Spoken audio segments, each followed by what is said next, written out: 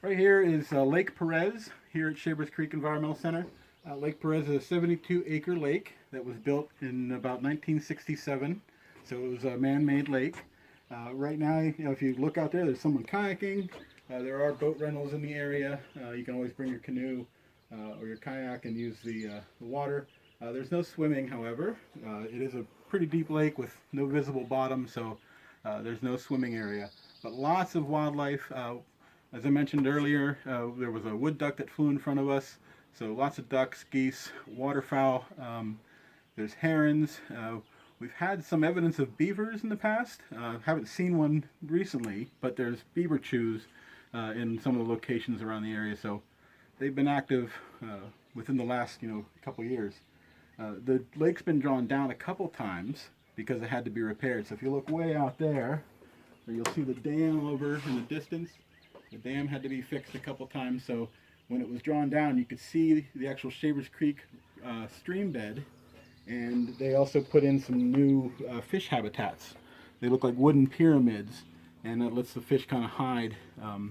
Speaking of fishing, they do stock it pretty much before fishing season every year, so lots of trout, lots of bass and carp, and then there's some sunfish and some other species. So lots of fishing habitat, but it's also just a nice place to sit and relax, especially if you look at the pavilion we're in. We call this the Sunset Point Pavilion, and so it's right on the point of the lake. Nice views for birding, nature watching, and just enjoying the view.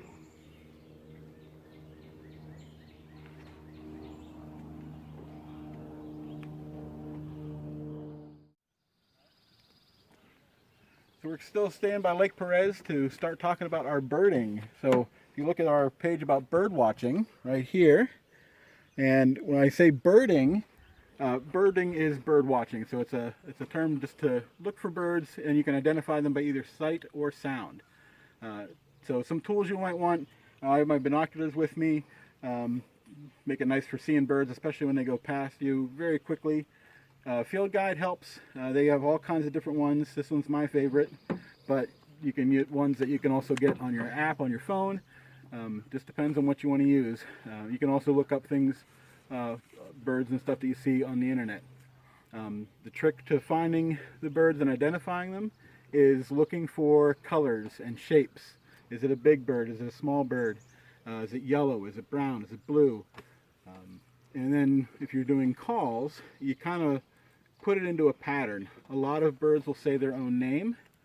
So things like Phoebes will say Phoebe, Phoebe. And so you can listen for that. Some of them will say different phrases.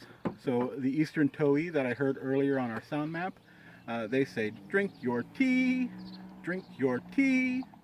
And so you can listen for those different calls. Some of them just sing a beautiful song, and a lot of them sound the same. And so it takes a little bit of practice to listen for which one it is that's calling. But starting here by habitat, you're only going to get certain birds in a certain habitat. So looking at the lake we have, Lake Perez, think about waterfowl, ducks, geese, herons. You'll find a lot of those here, plus some other little birds. If you look out across the lake, you'll see some little ones flying. And I'm not sure if you'll be able to see them in our video, but the little ones flying right above the water, and they'll dip down. Those are swallows, tree swallows mostly, and they're trying to get the insects right off the top of the water.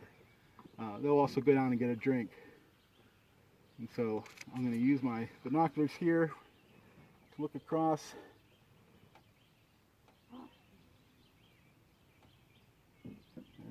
Quite a few on the other side there, swimming or flying over the water.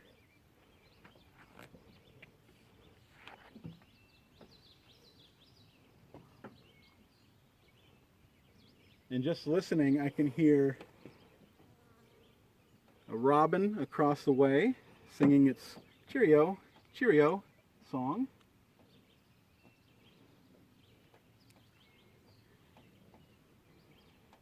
Trying to hear some other ones.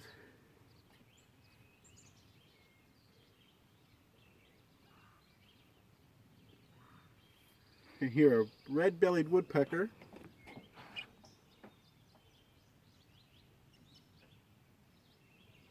And of course the birds never do it. They never sing whenever you want them to.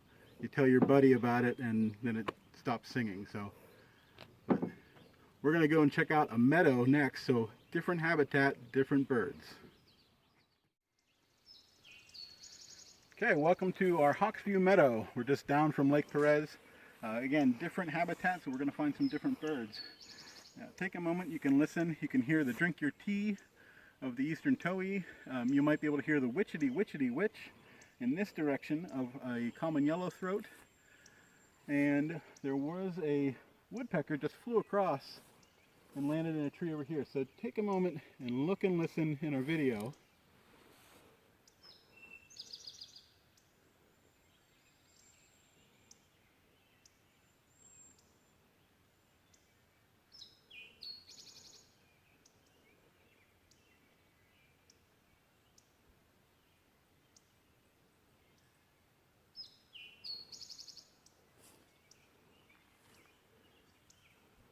So I mentioned the binoculars help out a lot because when they're flying up and they're sitting in the tops of trees, you can get a good look at them.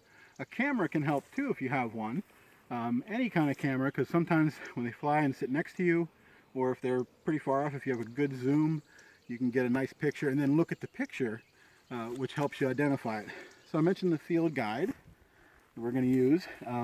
When you're looking for the bird, you want to look at it and try to get a good idea of the color and the shape and the size, or if you get a picture.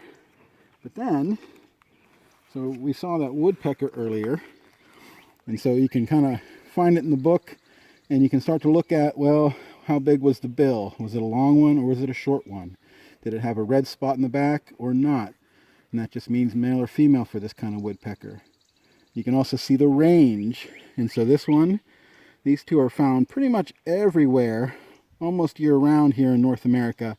But some other birds, like our black-capped vireo, you're not going to find that here in Pennsylvania where we are right now. It's only going to be found down near Texas and Mexico. So you can kind of eliminate which birds you can find and which birds you're seeing and hearing by using the field guide. In your check box, your nature journal, you have some check boxes here of some common birds that we have here in Pennsylvania. But a lot of these can be found pretty much anywhere here in North America. So you can start to check those off if you find them in your backyard, or if you're walking through, like I said, a state park, or if you come out here to Shavers Creek. Our trails and that have a lot of habitats that you'll find a variety of different birds. And so stop, look, listen, watch for movement, listen for different songs, and you can check off hundreds of species depending on the season. So enjoy birding. I do.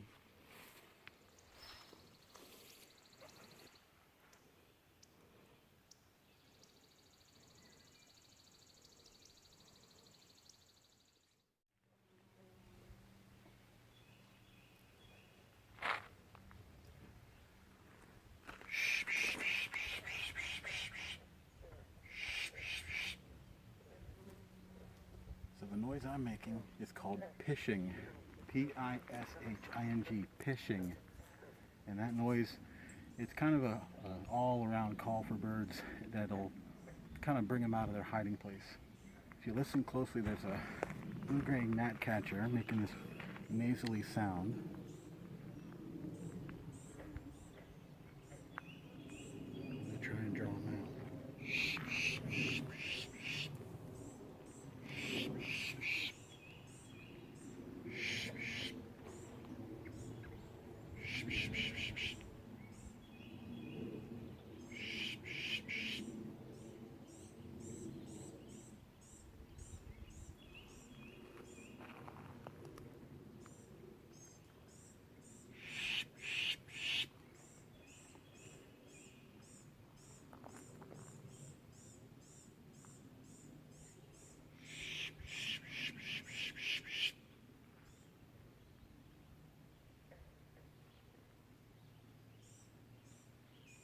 You can see him moving back there.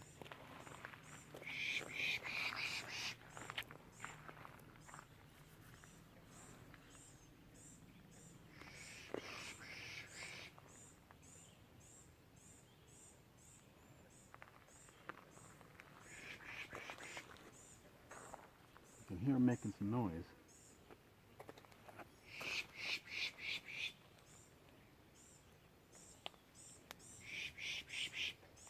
He's coming out.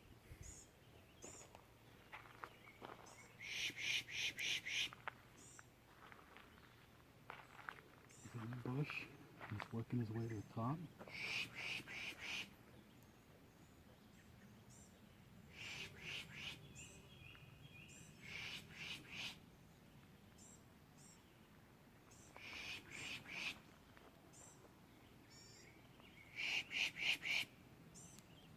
Almost.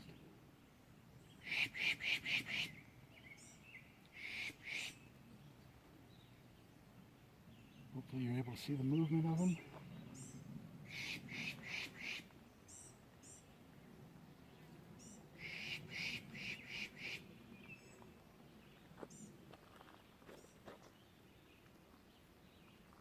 There might even be two in there making some noise. There he is on the top. Right on top. He's tiny. Blue-gray color. We're down on Shavers Creek Boardwalk just off of Lake Perez. You can see that over in this direction. And behind me then is where Shavers Creek comes down from the mountain into the lake. And over on the tree, you'll see a large bird box. And that is for ducks. So it's called a duck box. And we put them along the edge here of the lake. They need to be away from the water about 30 feet. And they need to be about 6 feet off the ground to avoid predators getting them. But that's for mallards and wood ducks and other kind of waterfowl to live in here around the lake. You can build one yourself and put it up if you have a water source nearby. It just gives a place for the ducks to live and stay out of harm's way.